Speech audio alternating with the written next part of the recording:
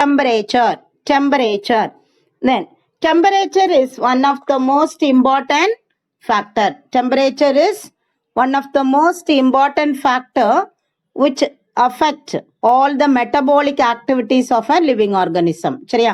ஒரு living organism ஒரு எக்கோசிஸ்டத்துல இருக்கு, ஒரு இக்கோசிஸ்டத்துல வாழுது அப்படின்னா அங்க இருக்கிற surrounding temperature that will affect the organism. Understand ma? How it affects the organism? The metabolic activities of the organisms are affected by the temperature. Understand? Then there are three types of temperature: minimum temperature, optimum temperature, and maximum temperature.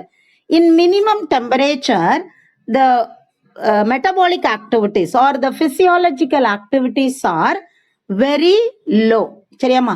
இப்போ வந்து temperature இந்த என்விரான்மெண்ட்ல temperature வந்து ரொம்ப லோவா இருக்கு, மினிமமா தான் இருக்கு அப்படின்னா the metabolic activities or the functions or the physiological activity. Physiology means functions. அந்த பிளான்ட்ஸ்ல அல்லது அந்த அனிமல்ல நடக்கிற ஃபங்க்ஷன் வந்து ரொம்ப லோவா தான் இருக்கும். சரியா? மெட்டபாலிக் ரேட் வந்து ரொம்ப லோவா இருக்கும். தென் under optimum temperature, optimum temperature is the suitable temperature for the living organism. சரியா? ஸோ ஹியர் அப்போ இங்க எப்படி இருக்கும்? சூட்டபிள் டெம்பரேச்சர்னா பிசியாலஜிக்கல் ஆக்டிவிட்டிஸ் எப்படி இருக்கும்பா? Physiological activities are maximum are the metabolic rate is very high. சரியாமா? இங்க ரொம்ப லோவா இருக்குது மினிமம் டெம்பரேச்சர்ல, ஆப்டிமம்ல வந்து ரொம்ப ஹையா இருக்குது. தென் மேக்சிமம் ரொம்ப தேவையான அளவை விட ரொம்ப ஹையா இருக்குன்னு வச்சுக்கேன் டெம்பரேச்சர். அப்ப என்னவாகும்? அதோட ஆக்டிவிட்டிஸ் எல்லாம் அஃபெக்ட் ஆயிரும். அதனால என்ன செஞ்சிருது? அது எல்லாத்தையும் ஸ்டாப் பண்ணிட்டு அமைதியா இருக்கு. நம்ம already studied in 11th standard summer sleep. Summer ஸ்லீப்னா என்னமா? What is summer sleep students? Summer ஸ்லீப்னா என்னப்பா? It is otherwise called estivation. In order to protect them from severe hot or extreme hot, they are hiding under some places. Animals வந்து என்ன பண்ணுதான்? In order to escape from the hot or the scorching sun, ரொம்ப அனல் பறக்கிற வெயில இருந்து தன்னை பாதுகாத்துக்கொள்ள என்ன பண்ணுது? இது எங்கேயாவது ஒரு இடத்துல போய் ஒளிஞ்சுக்கிடுது. That is called summer sleep or estivation. Have you studied in 11th standard? Students, say yes or no. டக்குன்னு சொல்லு.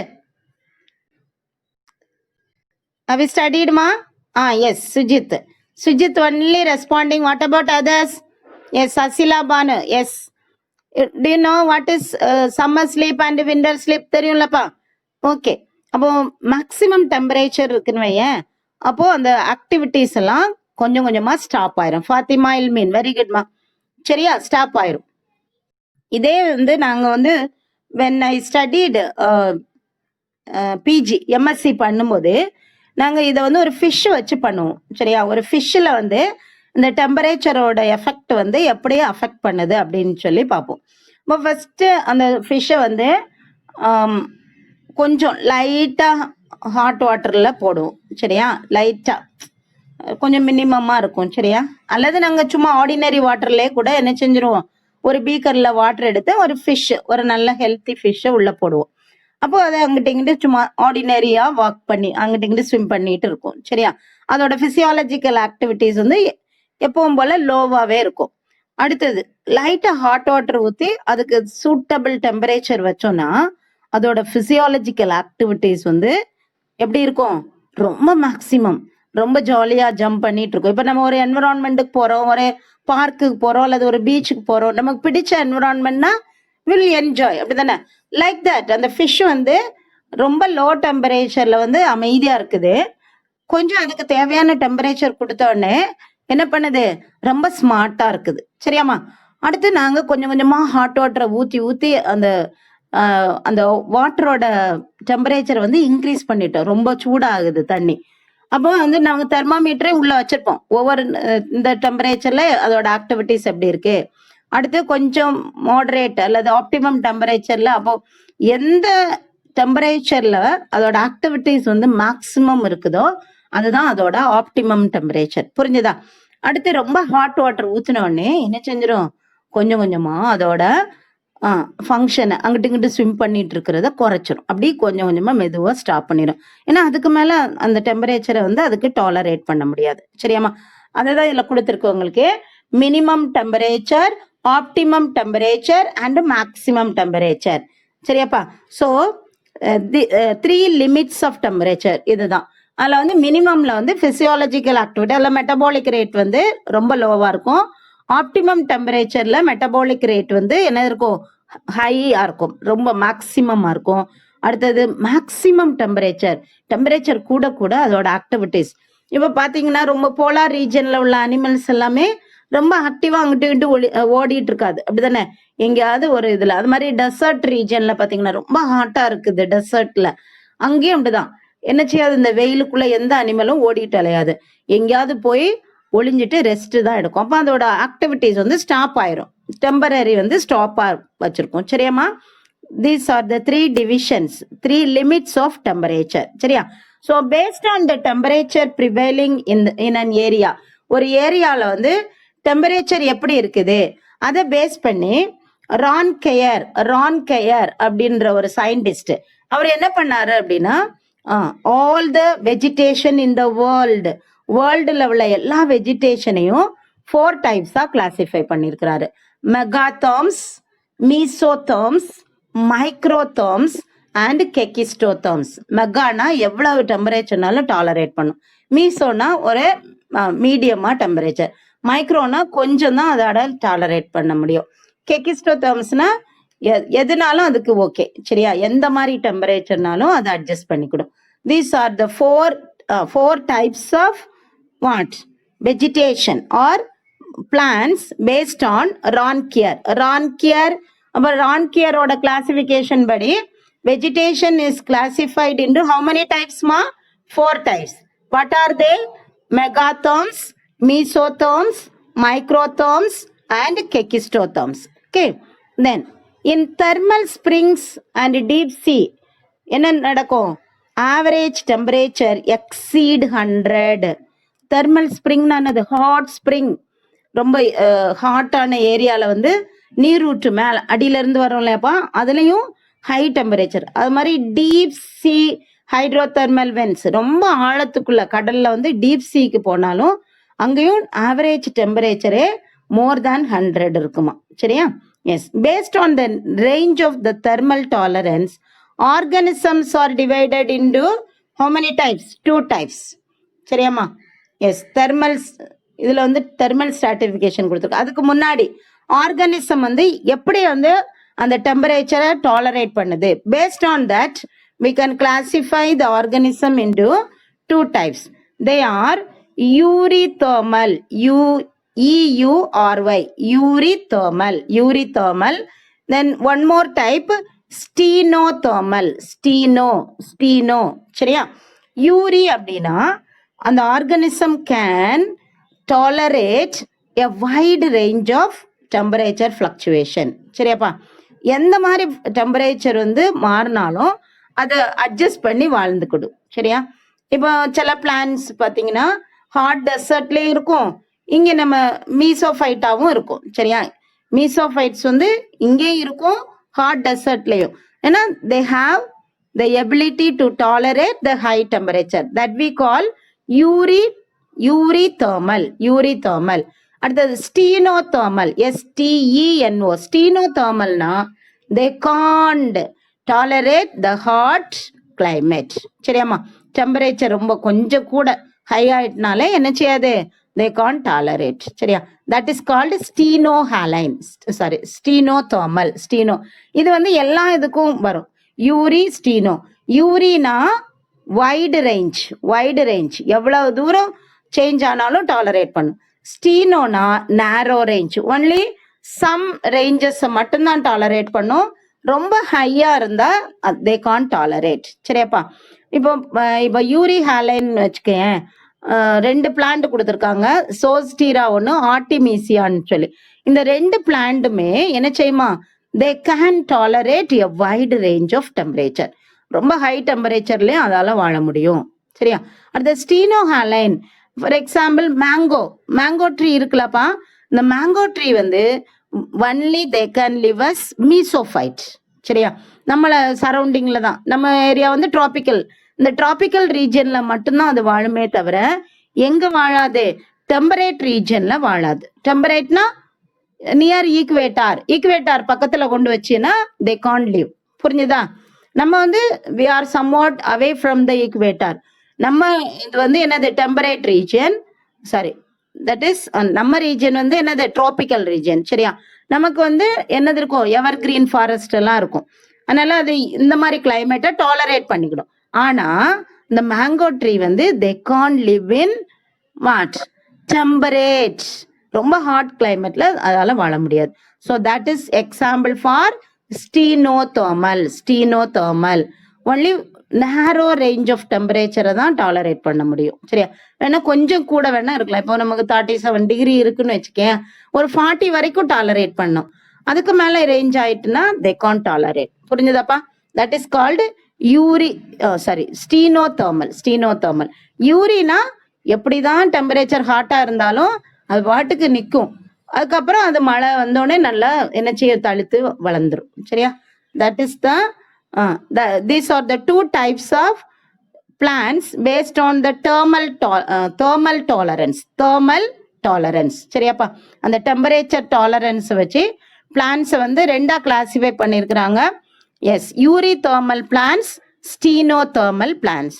யூரிதெர்மல் plants they can tolerate a wide range of temperature changes. சரியா? டெம்பரேச்சர் சேஞ்ச் வந்து ரொம்ப டாலரேட் பண்ணிக்கணும். Example Zoostera, a marine angiosperm, and Artemisia tridentata.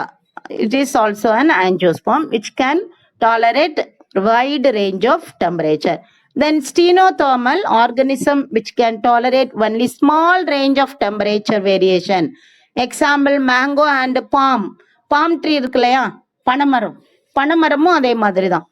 They also can't tolerate the very hot climate. சரியா? ரொம்ப hot கிளைமேட்டை வந்து டாலரேட் பண்ண முடியாது. Okay, then the temperature. இப்போ பாரு, டெம்பரேச்சர்ல வந்து அக்வாட்டிக் என்விரான்மெண்ட்ல based on the temperature we can classify the aquatic environment into 3 types.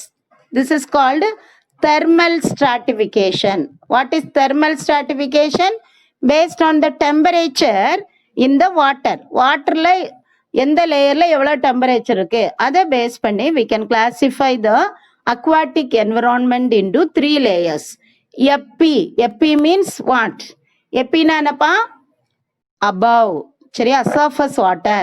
Then metalimnion, hypolimnion, epilimnion, metalimnion, or we can say mesolimnion கூட இதை சொல்லிக்கலாம். மெட்டாக்கு பதிலாக மீசோலிம்னியான் கூட சொல்லலாம். Then hypo means bottom or deep water. சரியாப்பா? Okay, based on the temperature in the water we can classify the aquatic habitat into 3 layers: the outer layer, middle layer and the inner layer. சரியா? outer layer where the temperature is somewhat more. சரியாமா? இந்த எப்பிலிமினியான்ல temperature எப்படி இருக்கும்? கொஞ்சம் ஹையா இருக்கும். சரியா? ஹைப்போலிம்னியான்ல இந்த எப்பியை விட கொஞ்சம் கம்மியா இருக்கும். அதை விட டிக்ரீஸ் ஆயிட்டு இப்போ டெம்பரேச்சர் வந்து கீழே லேயர் போக போக போக குறைஞ்சிட்டே வரும். சரியா? அப்ப எப்பியில வந்து கொஞ்சம் வார்ம் வாட்டரா இருக்கும், கதன்னு இருக்கும், தண்ணி வந்து வெதுன்னு இருக்கும். சரியாப்பா? அடுத்தது உள்ள போகும்போது கொஞ்சம் அதை விட கம்மியாகும். தென் டீப் வாட்டர், பாட்டம் லேயர் அங்க போனீங்கன்னா இங்க வந்து என்ன வாட்டர் இருக்கும்? Cold water. So based on the temperature we can classify the aquatic environment into 3 layers. What are the 3 thermal stratification of pond அப்படின்னு கேட்கலாம். சரியா? எப்பிலிமினியான் உங்க புக்ல வந்து ஸ்பெல்லிங் மிஸ்டேக் இருக்கு. சரியா? லிம்னியான், டி வராது அதுல. எப்பிலிமினியான், மெட்டாலிமினியான் and hypolimnion. What is epi? The upper layer of water. The upper layer of water is called epilimnion. Metalimnion, the middle layer of aquatic environment. Then the deepmost or the deepermost layer is called hypolimnion, where the water is very cool. இந்த ஏரியால வந்து ரொம்ப கூலா இருக்கும். சரியாப்பா? These are the three layers, or we can call it as thermal stratification in aquatic environment. Aquatic environment. அடுத்து என்னன்னா temperature based zonation. Temperature based zonation. இங்க பாத்தீங்கன்னா தெரியும் உங்களுக்கு. Based on the latitude and altitude. What is latitude ma? Latitude na என்னப்பா? Students, what is the latitude? Latitude is an angle which ranges from 0 degree at the equator to 90. இப்போ இதுதான் ஈக்குவேட்டர்னு வச்சுக்கேன். This is the equator. This is the equator. இந்த ஈக்குவேட்டர்ல இருந்து polar ரீஜன்ல இப்படி போயிட்டு இருக்கு. So 90 degree, கரெக்டாக 90 டிகிரி ஆங்கிளில் அந்த ஏரியா வந்து எந்த இடத்துல இருக்குது, தட் இஸ் கால்டு என்னது, லாட்டிடியூட். சரியாம்மா? Latitude means from the equator, ஈக்குவேட்டார்ல இருந்து எவ்வளோ டிஸ்டன்ஸ்ல அந்த ஏரியா இருக்குது, அப் டு 90 டிகிரி. 90 டிகிரி வரைக்கும் எவ்வளோ ஏரியா, எந்த ஏரியால என்னென்ன பிளான்ஸ் இருக்கு, என்னென்ன டெம்பரேச்சர் இருக்கு, அதை பேஸ் பண்ணி we can classify the plants. சரியாம்மா? பாரு, இப்போ வந்து this is equator. near the equator என்னது இருக்குது? tropical forest, tropical evergreen. ஈக்குவேட்டர்ல இருக்கிறது, அந்த 0 டிகிரில இருக்கிறது வந்து என்னது, டெம்பரேட் ஜோன் சொல்லுவோம். சரியா? அடுத்து கொஞ்சம் தூரம், இப்ப நம்ம எல்லாம் டிராபிக்கல் ரெயின் ஃபாரஸ்ட்ல இருக்கும். நம்ம கண்ட்ரி வந்து எங்க இருக்குது? Tropical rain forest. அடுத்து கிராஸ்லேண்ட், தென் டெசிடியஸ் ஃபாரஸ்ட், தென் கோனிஃபரஸ் ஃபாரஸ்ட், தென் மேலே போக போக என்னது, ட்ரீ லைன், துந்திரா, துந்திரா இருக்குது. தென் கடைசியில் போனீங்கன்னா இங்கே எதுவுமே இருக்காது, வெரி லோ, ஃபுல்லாக ஸ்னோ கவர்டாக தான் இருக்கும். சரியாப்பா? திஸ் இஸ் கால்டு என்னது, இதை தான் நம்ம லாட்டிடியூட்னு சொல்கிறோம். Then what is altitude? ஆல்டிடியூட்னா என்னப்பா? the height from the sea level. sea levelல இருந்து எவ்வளவு உயரத்துல இருக்குது அந்த ஏரியா, இதை பேஸ் பண்ணி we can classify. சரியாம்மா? எஸ். இப்போ வந்து டெம்பரேச்சர் வந்து இப்போ ஈக்குவேட்டார் பக்கத்துல எப்படி இருக்கும்? ஈக்குவேட்டார் 0 டிகிரில ரொம்ப ஹாட்டா இருக்குது. அடுத்து மேல போக போக 23 டிகிரி, நீங்க வந்து சயின்ஸ் அந்த சோசியல்ல படிச்சிருப்பீங்க, 88 டிகிரி, அப்படி ஒன்னொன்னா போக போக போக டெம்பரேச்சர் வந்து என்ன செஞ்சுட்டே இருக்கும், குறைஞ்சிட்டே இருக்கும். That is called latitudinal range. Latitudinal range. சரியாம்மா? இங்க பாத்தீங்கன்னா இது வந்து ஆல்டிடியூட்னல் ரேஞ்ச். ஆல்டிடியூட்னா இதுதான் சி லெவல். சி லெவல்ல இருந்து எவ்வளவு ஹைட்டுக்கு பிளான்ஸ் வந்து என்ன பிளான்ஸ் இருக்கு. இப்ப நம்ம வந்து இப்ப சி லெவல்ல இருக்கோம். இப்ப சி லெவல்ல நமக்கு என்னது இருக்குது? Tropical rain forest. அதை விட கொஞ்சம் ஹைட்ல போனீங்கன்னா கிராஸ்லேண்ட் இருக்கும். இதே மாதிரி தான் அதோட டிஸ்ட்ரிபியூஷன் வந்து அந்த மாதிரி டைப் ஆஃப் பிளான்ஸ் தான். ஆனா இங்க வந்து நம்ம லாட்டிடியூட்னல் ரேஞ்ச் எடுக்கிறோம், இங்க ஆல்டிடியூட்னல் ரேஞ்ச் எடுக்கிறோம். சரியாப்பா? ஸோ டெம்பரேச்சர் வந்து வேரி ஆகுது லாட்டிடியூட்லயும் ஆல்டிடியூட்லயும். ஈக்குவேட்டர்ல இருந்த மாதிரி இங்க இருக்காது, அது மாதிரி இங்க சி லெவல்ல இருந்த மாதிரி இருக்காது. ஒவ்வொரு ஏரியாலையும் என்னென்ன டைப் ஆஃப் பிளான்ஸ் வந்து இருக்குது. ஸோ அந்த டெம்பரேச்சரை பொறுத்து அந்த டைப் ஆஃப் பிளான்ஸ் வந்து வேரி ஆகுது. சரியாம்மா? அப்போ ஈக்குவேட்டார்ல வந்து டெம்பரேட் ஜோன், ஈக்குவேட்டார் வந்து டெம்பரேட் ஜோன். அப்போ இங்கே டெம்பரேட் பிளான்ஸ் மட்டும்தான் இருக்க முடியும், ஹை டெம்பரேச்சரை டாலரேட் பண்ற பிளான்ஸ் மட்டும்தான் இருக்கும். அடுத்து நம்ம இருக்கிற ஏரியா டிராபிக்கல் ரெயின் ஃபாரஸ்ட், இங்க அடிக்கடி மழை பெய்யும், வெயிலும் அடிக்கும், ரெண்டுமே இருக்கும். That is called tropical rain forest. சரியா? இதை வந்து நம்ம எவர் கிரீன் ஃபாரஸ்ட்னு கூட சொல்லலாம். சரியா? Tropical rain forest is otherwise called evergreen forest. சரியாம்மா? நெக்ஸ்ட் கொஞ்சம் கூட போனீங்கன்னா அங்க ரொம்ப கொஞ்சம் கம்மியா இருக்குது, ஈக்குவேட்டரோட டெம்பரேச்சர் கம்மியா இருக்குது. That is covered by grassland. சரியா? கிராஸ்லேண்ட். அதுக்கு மேல டெசிடியஸ். டெசிடியஸ்னா டூரிங் சம்மர் வந்து they can't tolerate the hot sun, அதனால தேல் என்ன செய்யுது, ஷெட் ஆஃப் தேர் லீவ்ஸை ஷெட் பண்ணிரும். அடுத்தது விண்டர் ஸ்ப்ரிங் சீசன் வந்தோடனே என்னவாயிரும், அந்த லீவ்ஸ் எல்லாம் திருப்பி ப்ளூம் ஆயிரும். சரியாமா? That is called deciduous forest. Then அதுக்கு மேலே போனீங்கன்னா கோனிஃபரஸ். ஏன்னா அங்கே மேலே போக போக என்னது இருக்குது, ரொம்ப கூலாக இருக்குது, அதனால அப்பப்போ என்னவாகும், அப்படி ஸ்னோ எல்லாம் கீழே விழும்போது ஃப்ளாட்டா இருந்துச்சுன்னா the plants can't tolerate, அப்படியே ஒடிஞ்சு ஒடிஞ்சு விழுந்துடும்.